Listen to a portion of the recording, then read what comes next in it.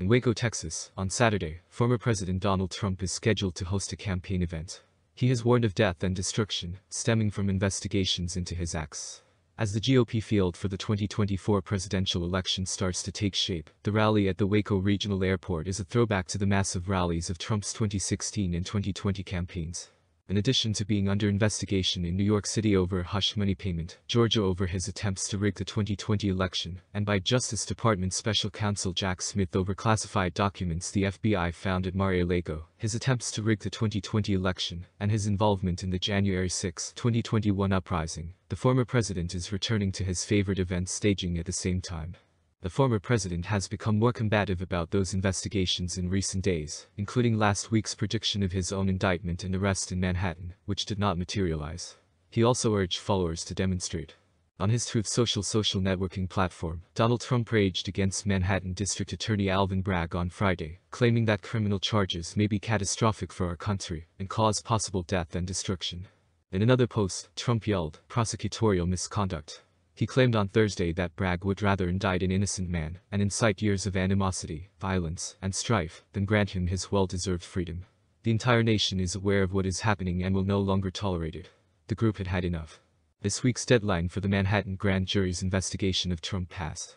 In connection with other investigations, Trump's defense lawyer Evan Cochran appeared Friday before a federal grand jury in Washington, where he was anticipated to respond to inquiries regarding the investigation into classified documents, which the former president unsuccessfully attempted to delay. And as part of the criminal probe into attempts to rig the 2020 election, a federal judge mandated that 6 former Trump aides, including former top of staff Mark Meadows, appear before a grand jury. Trump is intensifying his assaults on Florida Governor Ron DeSantis, who early polls suggest could be the former president's main contender for the 2024 Republican nomination, at the same time that he attacks those who are looking into him. DeSantis hasn't yet declared for the contest, but the former member of the House Freedom Caucus seems to be edging closer to a presidential run, thanks to a new book and increased out-of-state trips. For the first time this week, he has also shown a readiness to fight with Trump. DeSantis poked Trump in front of an audience in Panama City, Florida, on Monday, when accused Bragg of overreaching and incorporating the specifics of the $130,000 payment to porn star Stormy Daniels, days before the 2016 election into his speech. In response to an allegation of an affair, DeSantis claimed he had no idea what goes into paying hush money to a porn actor to obtain silence. Jason Miller, a spokesperson and advisor to Trump, wrote on Twitter that DeSantis has now shown his true colors. A never-Trump establishment supporter who hates the MAGA supporters and was lying the entire time. DeSantis rejected Trump's attempts to turn his name into an insulting moniker in an interview with British television journalist Piers Morgan. DeSantis, who was re-elected in a landslide in 2022 despite the GOP's worse-than-expected performance statewide, said, "You can call me whatever you want, just as long as you also call me a winner." Trump on Friday shared a video on Facebook Social, in which DeSantis praised Florida's efforts to test for COVID-19, as well as Trump's own doubts about the need for tests, in an effort to contrast the coronavirus outbreak. In Waco on Saturday, Trump also gave a preview of one of his possible lines of attack, echoing progressive criticism of DeSantis' record as he prepares to run for president. On Thursday, Trump claimed on Truth Social that he had received more support from Florida voters while running for president than DeSantis had while seeking re-election as governor. He made no mention of the fact that DeSantis had won re-election in a midterm year, when fewer people typically cast ballots, and charged DeSantis with supporting GOP proposals to cut back on entitlement programs.